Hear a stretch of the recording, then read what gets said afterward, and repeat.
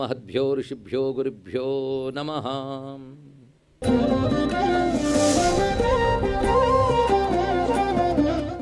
మధ్యందిన మహర్షి వేద ఋషి, ఆయన మహాశివభక్తుడు. ఆయనకు ఒక సంతానం కలిగింది. ఆయన పేరు ఏమిటంటే మధ్యందినుడు పుత్రుడు కనుక మాధ్యందినుడు అని పెట్టుకుందాం, మంచి పేరు. ఈ మాధ్యందినుడు తండ్రి దగ్గర వేదాంగములు నేర్చుకున్నాడు. పురాకృత సుకృతం వల్ల చాలా శీఘ్రంగానే విద్య వంటబట్టింది.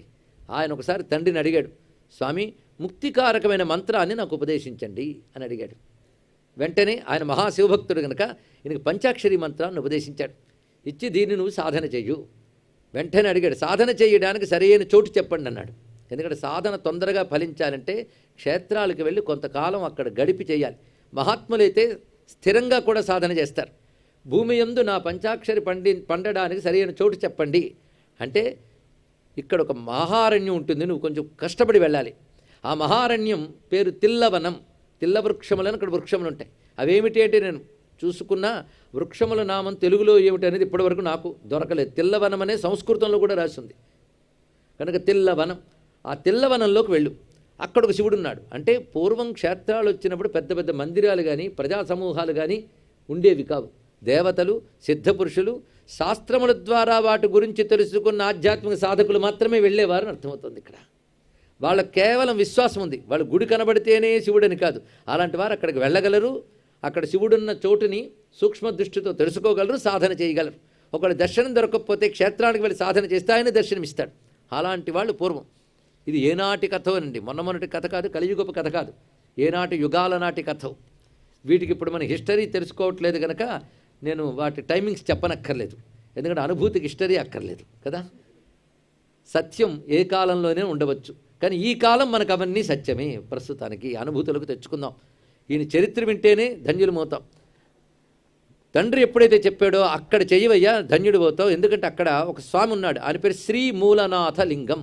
అది ఎప్పటి నుంచో ఉంది. ఆ తిల్లవనము మధ్యంలో శ్రీ మూలనాథుడు అనేటువంటి శివలింగం ఉంది. ఆయన దర్శనం చేయి. అక్కడ ఒక పంచాక్షరిల అక్షతో సమానం. అక్కడికి వెళ్ళు. ఆ శ్రీమూలనాథుడికి ఒక ప్రత్యేకత ఉంది. భూమి యందున్న సర్వలింగములకు మూలముగా ఉంటాడు. నిజంగా చెప్పాలంటే పంచభూతాల్లో మూలస్థానం ఆకాశమేగా. ఆలోచిస్తే ఎటో వెళుతుంది చూడండి. ఇక్కడ అది మూలనాథుడు అని పేరు. ప్రతి అర్ధరాత్రి వేళ భూమి యందున్న సర్వలింగముల యొక్క కళలు కూడా ఆయనలో ప్రవేశిస్తాయట. అంటే వాటి దగ్గర ఉండవనుకోవద్దు, వాటి యొక్క ఒక కళలు ఇక్కడికి చేరుకుంటాయి. కనుక ఆయన్ని కానీ ఆ సమయంలో చూసినట్లయితే భూమి యందున్న అనంత కోటి స్వయంభూలింగములను చూసినటువంటి పుణ్యం లభిస్తుంది. అలాంటి మహాక్షేత్రం. అక్కడికి వెళ్ళి సాధన చేయన్నాడు. ఆ మధ్యంధనుడు వెళ్ళాడే సామాన్యమైన అంశం కాదు, అంత కీకారణ్యంలోకి వెళ్ళాడు. మనకి ఎన్ని సదుపాయాలున్నా రకరకాల ఆలోచనలు. అందుకే సాధన ఎలా ఉంది, సిద్ధి ఎక్కడో ఉంది. కానీ మహానుభావుడు అక్కడికి చేరుకుని కఠోరమైన సాధన చేశాడు. ఆ సాధన ఫలితంగా ఈశ్వరానుగ్రహం కూడా లభించింది. సిద్ధపురుషుడయ్యాడు. ఆయనకు పుత్రుడు పుట్టాడు. ఆయన పేరు వ్యాఘ్రపాదుడు. ఆయన అక్కడే ఉంటూ సాధన చేశాడు. ఈ మాధ్యందినుడు క్రమంగా స్వామి సేవ చేస్తూ ఆ పువ్వులు ఏరడానికి వెళ్తూ వ్యాఘ్రపాదుడయ్యాడు. పెద్ద కథ కానీ అక్కడ ఆ వ్యాఘ్రపాదుడి యొక్క వృత్తాంతం. మాధ్యందినుడు వ్యాఘ్రపాదుడయ్యాడు. మధ్యందిన పుత్రుడైన మాధ్యందినుడు వ్యాఘ్రపాదుడుగా మారాడు. ఎందుకు మారాడంటే పువ్వులు ఎలా ఇవ్వాలి శివుడికి ఆలోచించాడు. ఒక్కొక్కరికి ఒక్కొక్క ప్రీతి ఉంటుంది, దాన్ని వాసన అంటారు, ఎవరు తొలగించలేరండి. అయితే సువాసనలు అవన్నీ సద్వాసనలు. ఇతనికి శివుడికి పూజ చేయాలంటే సరదా. కొందరు పూజ సరదా, కొందరికి పాట సరదా, కొందరికి నైవేద్యాలు సరదా. ఈ మహానుభావుడికి పూజ సరదా. పువ్వులు వేయాలి. పువ్వులు ఎలా వేయాలంటే పూర్తిగా విచ్చుకున్న పువ్వులు కాదుట, సగం సగం విచ్చుకుంటున్నప్పుడు తెచ్చేయాలి. అవి కూడా తుమ్మెదలో, పక్షులో, కీటకాలో కొట్టకుండానే తేవాలి. దానికోసం ఆయన కొంచెం తెల్లవారుజామున బయలుదేరేవాడు. అప్పుడు మంచు ఉండేది. చెట్ల మీదకి వెళ్ళేటప్పుడు కాళ్ళు లాగేసి కింద పడిపోయేవాడు, జారిపోయేవాడు. ఇలా తిరుగుతున్న అతడికి శివుడు కనబడ్డట. ఒకసారి కనబడి నీకేం కావాలన్నాడు. ఆనందపరచుడైపోయి నిన్ను పూజిస్తూ నిరంతరం ఉండేటట్టు చేయవయ్యా అన్నాడు. అంటే ఈయన శివుడు కోసం పూజ కాదుట, శివ పూజయే పరిపూర్ణంగా భావిస్తున్నాడు. ఏమి భావన చూడండి, ఎంత గొప్ప భావన. శివ పూజలోనే శివానుభూతి పొందుతున్నాడు. ఇంకేం కావాలి? శివానుభూతి అలా పొందుతున్నాడు. నీ పూజ నిర్విఘ్నంగా సాగడం కోసం నాకు ఈ పొద్దున మంచు ఇవన్నీ అడ్డు కలిగిస్తున్నాయి. అందుకు నాకు పులి కళ్ళు పులి కాళ్ళు ఇవ్వు అని అడిగాడు. ఎవరు? మాధ్యందినుడు. పులి కళ్ళు పులి కాళ్ళు. ఎందుకంటే పులి కళ్ళు చీకట్లోనైనా చూడగలవు, పులి కాళ్ళు జారకుండా ఎక్కగలవు. ఈ రెండు. అందుకు నీ పువ్వులు చక్కగా తీసుకోగలను అన్నాడు. మురిసిపోయాడు ఆయన. ఇందులో అంత మురిసిపోయే ఘట్టం ఏంటో చెప్పండి కొంచెం ఆలోచించి. ఏమిటి ఇందులో శివుడు మురిసిపోవడానికి కారణం అంటే ఆయన తన కోసం ఏమీ అడగలే. శివ పూజ ఇంకా బాగా చేయాలనుకున్నాడు. ఎంత అద్భుతమేనండి. ఆయన వరం ఇవ్వాలి కానీ ఇంక పూజలు ఆపేవచ్చు అనమాట అనుకుంటే ఇంకేం లాభం. ఆ పూజను ఆనందంగా చేయడం అనేది ఒక యోగం. మనం ఎన్నో చేస్తాం కానీ అది తప్ప అన్నీ చేస్తాం. ఈ మాట అలాగే గుర్తుపెట్టుకోండి. ఎన్నో చేస్తాం కానీ అది తప్ప అన్నీ చేస్తాం. అంటే పూజకు కూర్చుంటాం, పువ్వులు దగ్గరుంటే వేస్తూ ఉంటాం, మనస్సు అక్కడ ఉండదు. అదనమాట అక్కడ. అప్పుడు ఎన్ని చేస్తుందంటే కొంతమంది పూజ అవగానే నాకు ఆలోచన వచ్చిందంటాడు. అంటే అంతవరకు పూజ ఏం చేశాడో మనకు అర్థమైపోతుంది ఇక్కడ. నిజంగా పూజని పూజగా చేస్తే ఏం చేస్తున్నావు అదే చేస్తే అదే యోగం, మరేది అక్కర్లేదండి. ఇది గ్రహించగలిగితే చాలు. ఇక్కడ మనసు ఎటో పోతుంటుందే, తిండి కూడా సరిగ్గా తినం. ఒక యోగి దగ్గరికి వెళ్ళి అడిగేట్టు ఒక ఆయన, స్వామి మీరేం చేస్తుంటాను? పొద్దున్న లేస్తాను, తోట పని చూస్తాను, తర్వాత భోజనం చేస్తాను, తర్వాత పడుకుంటాను సాయంకాలం అన్నాడు. మేం చేస్తున్నదే కానీ నువ్వు ఇది చేయట్లేదు ఆలోచించన్నాడు ఆయన. అంటే మనం ఏది చేస్తాం అది తప్ప అన్నీ చేస్తుంటాం. మనసుకు ఆ లక్షణం ఉంటుంది. అంటే ఆ చేసిన దాన్ని మనం గ్రహించగలిగితే అందులోంచి భగవద్ అనుభూతి పొందవచ్చు. ఇది ఒక యోగంలేండి. ఇప్పుడు చెప్తే కొంచెం అయోమయంగా ఉంటుంది. మొత్తానికి ఈయన శివ పూజలోంచి శివానుభూతి పొందుతూ ఆ శివ పూజ చేయడమే జన్మ సాఫల్యం అనుకుంటున్నాడు. చూడండి ఎంత గొప్ప విశేషము. అలా తాను ఆ యోగమే జన్మ సాఫల్యం అని స్థిరపడిపోతే అతనికి ఏ యోగం ఇవ్వాలో శివుడు చూసుకుంటాడు. అది కూడా గొప్ప అంశం ఇక్కడ ఆ నిష్కపటమైన భక్తికి. వెంటనే శివుడు నీకు ఇచ్చాను వెళ్ళన్నాడు. ఆ మూలనాథుడికి సమీపంలోనే ఈ మాధ్యందినుడు ఆయన ఒక లింగాన్ని ప్రతిష్ఠ చేశాడు. నేటికి మనం వెళ్ళి చూడవచ్చు. ఆ మాధ్యందినుడు అప్పటి నుంచి వ్యాఘ్రపాదుడని పేరు పొందాడు. కానీ మధ్యందిన పుత్రుడు మాధ్యందినుడు పంచాక్షరి మంత్రం సహాయం తీసుకుని తిల్లైవనంక చేరి తన తపస్సు చేత శివానుగ్రహం పొంది పులికళ్ళు పొందేక వ్యాఘ్రపాదుడు అని పేరు పొందాడు. ఈ వ్యాఘ్రపాదుడు కూడా పురాణ ప్రసిద్ధి చెందినటువంటి మహాత్ముడు. వ్యాఘ్రపాద గోత్రీకులు ఉన్నారు. భీష్ముడు వ్యాఘ్రపాద గోత్రీకుడు. ఇదొక విశేషం. వ్యాఘ్రపాదుడు చాలా అద్భుతమైనటువంటి ఋషి. ఆయన సంతానంలో మనకి ప్రధానంగా విశేషించి వచ్చినటువంటి భక్తుడు ఉపమన్యుడు. వ్యాఘ్రపాదునికి పులికడుపులో పులే పుడుతుందండి. అంత శివభక్తుడి మళ్ళీ ఉద్భవించాడు. అంటే వ్యాఘ్రపాదుడు కూడా పెళ్లి చేసుకోడు అన్నమాట. మనం అడవికి వెళ్ళేటి వరకే చెప్పాం. పెళ్లి చేసుకున్నాడు ఆయన. ఎవరు అంటే వశిష్ఠుని యొక్క సోదరిని వివాహం చేసుకున్నాడు. అదొక ప్రత్యేకమైన అంశం. అరణ్యవాసం చేస్తూనే శివారాధన చేశాడు. తర్వాత ఉపమన్యువు కథ చాలా ప్రత్యేకం. మొత్తాన్ని వ్యాఘ్రపాదుల వారు అక్కడే ఉంటూ ఆయన ప్రతిష్ఠించే లింగం పేరు వ్యాఘ్రపాద లింగం. దర్శించవచ్చు, నేటికి ఇప్పటికీ ఉంది. అక్కడ శివగంగా అనే తీర్థము, అదేవిధంగా శ్రీమూలనాథుడు అనాది అయినటువంటి స్వయంభూ స్వరూపము. ఇది గ్రహించవలసింది. ఇప్పటి వరకు పరంపర ఒక్కసారి గుర్తు తెచ్చుకుందాం. మధ్యందిన మహర్షి, ఆయన పుత్రుడు మాధ్యందినుడు. ఆయన శివానుగ్రహం వల్ల వ్యాఘ్రపాదుడు అయ్యాడు. ఆయన పుత్రుడు ఉపమన్యు మహర్షి. స్పష్టత ఉంది కదా. సరే, అలాగ ఆయన ఉంటూ ఉంటే వ్యాఘ్రపాదుల వారు ఆ శివారాధనే పరమార్థం, చిదంబర వాసమే పరమానందం, ఈ స్థితిలో ఉన్నాడు ఆయన. ఇలా ఉంటూ ఉంటే ఒక ఘట్టం జరిగిందిట. ఒకసారి శివుడు ఒకానొక కారణంతో దారుకావనంలో నాట్యం చేశాడు. ఆ నాట్యం చేసిన వైనం చాలా అద్భుతం. ఆ సమయంలో వైకుంఠంలో నారాయణుడు, ఆయన ఎక్కడ శివుడు నాట్యం చేసినా నారాయణుడు వెళ్ళి మృదంగం మ్రోగించాలి. పైగా ఆ దారుకావనానికి వెళ్ళినప్పుడు విష్ణువుని కూడా తీసుకువెళ్ళట. ఇద్దరూ కలిసి అక్కడ పెద్ద లీల చేసేరులేండి. ఆ నాట్యం అయిపోయింది. అయితే విష్ణువు అలా వెళ్ళాడంటే వైకుంఠం ఖాళీ అవ్వాలి కదా. అది ఖాళీ చేసి వెళ్తే విష్ణువు ఎలా అవుతాడు? విష్ణువు తన స్వరూపంతో లీలా విభూతితో అక్కడున్నా ఏ రూపం ధరించి ఎన్ని రూపాలైనా ధరించి ఎక్కడికైనా వెళ్ళగలడు. కనుక ఒక రూపంతో అక్కడికి వెళ్ళాడు. వెళ్ళి శివనాట్యాన్ని ఆనందంగా చూసి ఆయన మురిసిపోయాడు. కానీ అక్కడ తాను మురిసిపోయిన విషయం ఇక్కడ శేషపర్యంకంపై ఉన్న నారాయణుడు ఒక్కసారి ఆనందానుభూతి పొంది, అంటే ఎక్కడున్న విష్ణువులైనా వాళ్ళు పొందిన అనుభూతి ఈ నారాయణుడు కూడా పొందుతున్నాడు ఇక్కడ. అంతేగాని అక్కడ విష్ణువు అలా పొందాడా నాకు తెలియదులే అనుకోడు ఈ విష్ణువు. ఆయన ఈయన కనుక శివానంద అనుభూతి లేదా శివనాట్యం వల్ల కలిగిన ఆనందానుభూతితో విష్ణువు బరువెక్కాడు. కొంతమంది సంతోషంతో పొంగిపోయాడండి అంటూ ఉంటారే, అలా బరువెక్కాడు. అయితే ఆయన పడుకున్నది దేని మీద? ఆదిశేషుడి మీద. వెంటనే ఆదిశేషుడు అనుకున్నాడు, ఏంటి వాళ్ళు స్వామివారు ఇంత బరువుగా ఉన్నారని. ఇక్కడ మనం గమనించవలసినది, తన ఆనందానుభూతిని ఇలా ప్రకటించవలసిన అవసరం లేదు నారాయణుడికి. శేషువుకు గుర్తించేలా ప్రవర్తించాడు అంటే శేషువుని ఏదో అనుగ్రహించబోతున్నాడని అర్థం. లేకపోతే ఆనందంతో బరువెక్కిపోవడం ఏంటి, ఈయనకి ఎందుకు ఇలా బరువెక్కడిని అడిగించడం ఏంటి? ఆయనకు అలా అనిపించాలి, అప్పుడు ఆయన అడగాలి, అప్పుడు ఆయన చెప్పాలి. ఇది లీల. దేవతలను అర్థం చేసుకోవాల్సిన విధానం. వెంటనే శేషుడు స్వామిడు బరువెక్కాడు అనుకున్నాడు. స్వామివారు లేచి కూర్చున్నట్టు ధ్యాన భంగిమలో కాసేపు. అది అయిన తర్వాత కొంత తేలికపడ్డారు స్వామివారు. వెంటనే శేషుడు అడిగాడు, స్వామి ఏమి జరిగింది, మీరు ఎంత బరువెక్కిపోయారు? చూస్తూ ఉంటే ఆనందంతో బరువెక్కినట్టు అనిపించింది అంటే, నేను ఇవాళ దారుకావనంలో శివనాట్యాన్ని చూశాను. ఎంత అద్భుతంగా ఉందనుకున్నావు ఆ నాట్య దర్శనం, ఆనందకరం అంటూ తాను ఆనందిస్తున్నాడు. వెంటనే నాకు కనబడదా అన్నాడు. ఇక్కడ అది సామాన్యం కాదయ్యా చూడడం అనేది. ఆ నాట్యాన్ని ఆయన కైలాస సభలో చేస్తాడు. యోగ్యులు మాత్రమే వీళ్ళు చూస్తారు. ఆ సమయంలో నేను వెళ్తానులే, నీకు చూడాలనుంటే నువ్వు కొంతకాలం తపస్సు చెయ్యాలి అని అంటే, అయితే తమర పర్యంకం కింద ఎవరుంటారండి అన్నారు. నీ వంశంలో ఉన్నటువంటి నీ తనయుడిని అక్కడ పెట్టు, నువ్వు వెళ్ళి తపస్సు చేసుకో అన్నాడు. అంటే అనుమతి ఇవ్వాలి కదండి, లేకపోతే డ్యూటీ మేనేజ్ వెళ్తానంటే ఎవడు పంపిస్తాడు. ఆ డ్యూటీకి తన అబ్బాయిని పెట్టి ఆయన బయలుదేరాడు. అంటే ఆయనలో శివనాట్య దర్శన కాంక్ష ఎంత ప్రబలమైపోయింది. ఎవరికి? ఆదిశేషువుకి. తిన్నగా వెళ్ళి తపస్సు చేశాడు. ఆ తపస్సు చేసినప్పుడు కైలాసంలో, అంటే మానస సరోవరం దగ్గరున్న కైలాస పర్వతం వద్ద ఘోరమైన తపస్సు చేస్తే శివుడు ప్రత్యక్షమై ఏం కావాలన్నాడు. ఏం కాదు, నీ నాట్యాన్ని చూడాలి అన్నాడు. అది చూడడం సామాన్యం కాదయ్యా, నా కైలాస నాట్యం చాలా అరుదు చూడడం. అయితే భూమి యందు నేను ఒక చోట నాట్యం చేస్తాను. అవునులే, నువ్వు దారుకావనంలో చేసేవట అంటే, అబ్బే అది పెద్ద నాట్యం కాదు, దారుకావనంలో చేయాలనుకున్నాను కానీ నా ధాటికి ఆ చోటు సరిపోదు. అందుకే నన్ను నేను కంట్రోల్ చేసుకుని నాట్యం చేశాను కానీ నాకు ఇష్టం వచ్చినట్టు నాట్యం చేయలేదు. నేను ఇష్టం వచ్చినట్టు నాట్యం చేసే చోటు ఉన్నది, అక్కడికి వెళ్ళు, అక్కడ నీకు దర్శనమిస్తాను. అది ఎలాంటిదంటే భూమికి అది దహర స్థానం. అక్కడికి వెళ్ళి కొంతకాలం తపస్సు చేయి. అంటే ఇంకా తపస్సు సరిపోదనమాట. ఈ తపస్సు అక్కడ వెళ్ళడం వరకు. అది ఎలా వెళ్తావంటే, ఈ కైలాసం దగ్గర బిలం ఉంది, ఈ బిలంలోంచి ప్రవేశిస్తే నువ్వు అక్కడ ఉన్నటువంటి తూర్పు సముద్రం వెళతావు. అక్కడ నుంచి మళ్ళీ ప్రయాణం చేసి వచ్చి మధ్య భాగంలోకి వెళ్ళాలి నువ్వు. ఇక్కడ అది చెప్పాడు. అక్కడ బిలంలో దూరితే ఇక్కడికి వస్తారట. అందుకే సర్పం కనుక ఆయనకి ఏం పర్వాలేదు ఆదిశేషువుకి.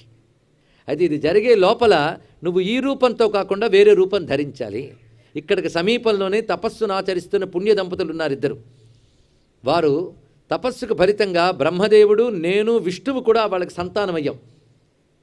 బ్రహ్మదేవుడు చంద్రుడై వచ్చాడు, అంటే చంద్రలోకానికి అధిపతిగా ఉద్భవించాడు ఆ దంపతులకి. విష్ణువు దత్తుడై వచ్చాడు, నేను దూర్వాసుడిని వెళ్ళాం. ఆ దంపతులు అత్రి, అనసూయలు.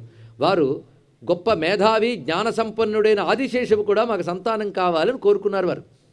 కాబట్టి నువ్వేం చేస్తావంటే రూపాన్ని సంక్షేపం చేసుకుని, ఇక్కడ సమీపంలోనే వారి ఆశ్రమ ప్రాంతం ఉంది, వారికి నువ్వు తనయుడు కావాలి, పైగా నువ్వు అయోనుజుడుగానే వాళ్ళకి తనయుడు అవుతావు, ఇది నేను ఇస్తున్న వరం. ఆ రూపం ధరించి వాళ్ళని అనుగ్రహించి ఆ తర్వాత నువ్వు అక్కడ బయలుదేరు. అంటే ఈ రూపంతో కాదు, వెళ్ళే రూపం నువ్వు ధరించాలి అని చెప్పగానే ఆదిశేషువు తన రూపాన్ని సంక్షేపం చేసుకుని అక్కడ ఉన్నటువంటి తీర్థంలో ప్రవేశించాడు. ఆ తీర్థంలో అత్రి, అనసూయలు స్నానం చేసి సూర్యుడికి అర్ఘ్యమిద్దామని చెప్పి అనసూయ 2 చేతులతో నీళ్లు తీసుకుంది. ఆ నీటిలోకి చిన్న సర్పరూపం ధరించి ఈయన ప్రవేశించాడు. ఎవరు? ఆదిశేషువు. ప్రవేశించిన వెంటనే ఆమె అర్ఘ్యమిద్దామని కళ్ళు తెరిచి చూసేటప్పటికల్లా పాము కనబడింది. వెంటనే ఆమె విడిచిపెట్టేసింది ఆ జలంలో.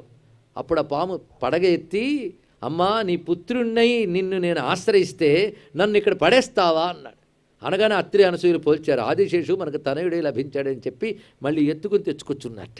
అలాగా పతనం, అంజలి నుంచి పతనమై పుట్టాడు కనుక ఆయన పేరు పతంజలి అని పేరు వచ్చి లభించిందయ్యా అన్నాడు. ఇది ఆదిశేషువు యొక్క జన్మ వృత్తాంతం. పతంజలి, ఈ పతంజలి సామాన్యుడు కాదు. ఈయన ద్వారానే గౌడ భగవత్పాదుల వారు విద్య నేర్చుకున్నట్ట.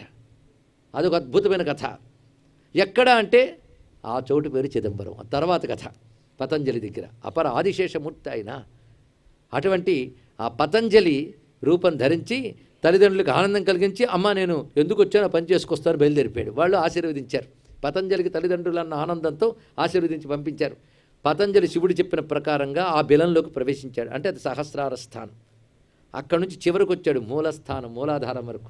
అక్కడి నుంచి బయలుదేరి దహరచక్రం దాకా వస్తున్నాడు. ఇది ప్రయాణం చూడండి. సర్పం బిలంలోంచి ప్రయాణం చేసి పైనుంచి కిందకొచ్చి మళ్ళీ కింద నుంచి పైకి వెళుతున్న వైనం కుండలిని సంచారమే. ఇది మొత్తం, ఇది కథ. ఇందులో గమనించవలసిన రహస్యం. ఆ విధంగా వచ్చాడు ఆయన. తిన్నగా శివుడు ఒక మాట చెప్పాడు, నువ్వు ఆ రూపంతో అక్కడికి వెళ్ళాక ఒక ఆయన అక్కడ తపస్సు చేస్తూ ఉంటాడు, వాడిని కలువు. ఎందుకంటే ఆయనకి నేను ఈ మధ్య ఒక చమత్కారం చేశా. అతడు నా పూజ పరమార్థములుగా ఎప్పుడు పూజ చేసుకుంటూ ఆనందిస్తూ ఉంటాడు, నన్ను ధ్యానిస్తూ తాదాత్మ్యం చెందుతాడు. ఎందుకంటే నిజమైన మహానుభావులు ఈ శరీరం మొదలు కైలాసాలకు వెళ్ళాలి అనుకోరు. ఏ శరీరమున్నా పర్వాలేదు, శివానుభూతి ఉంటే చాలు. ఇక్కడ ఇంకేం కావాలంటే ఆ బ్రహ్మానుభూతి చాలు. అటువంటి వాడు జీవన్ముక్తుడే.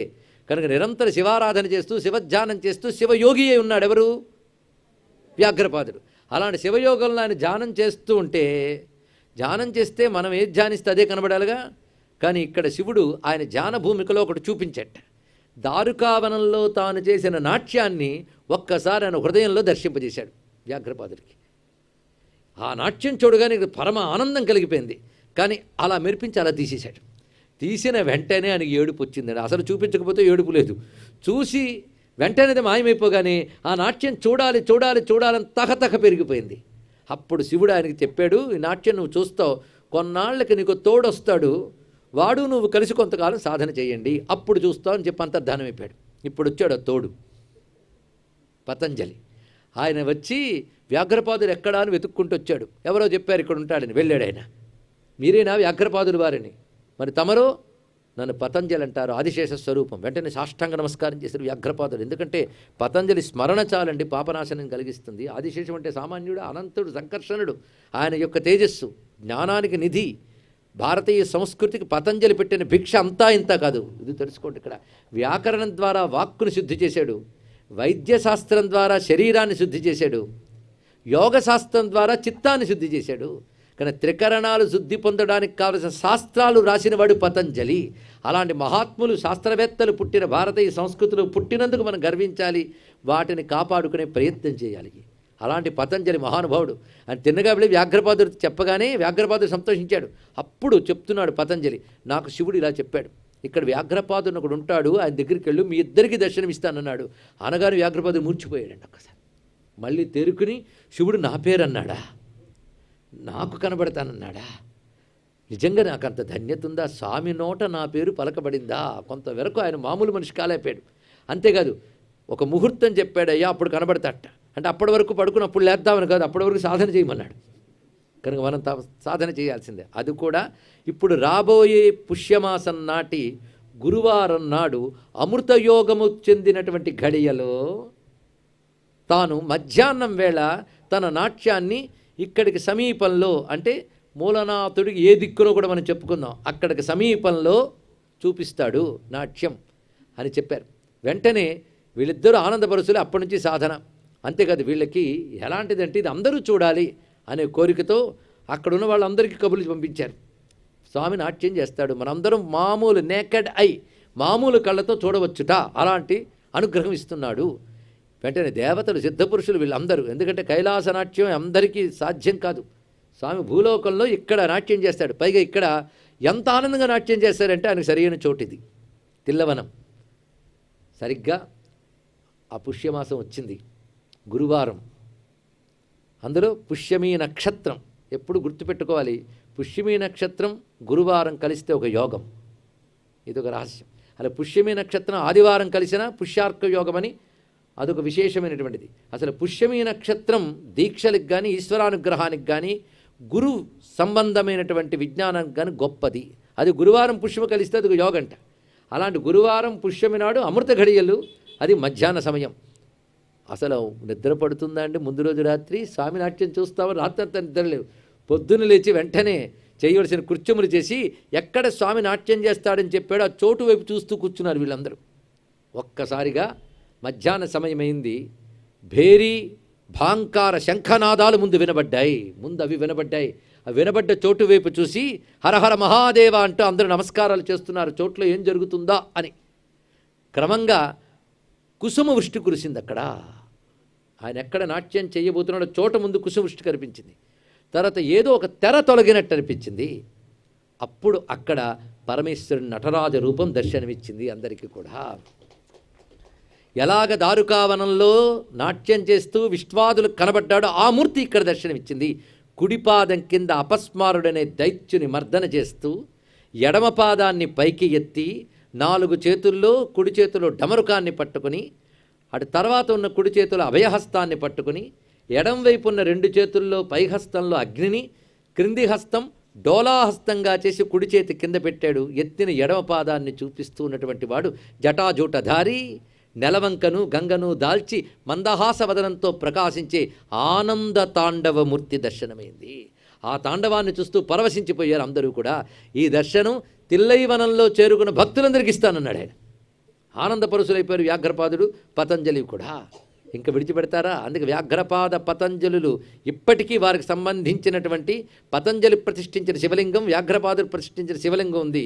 ఉభయులు నేటికి నటరాజమూర్తికి ఇటు అటు ఉంటారండి గర్భగుడిలో. ఆ భక్తులను కూడా అక్కడే పెట్టుకున్నాడు ఆయన.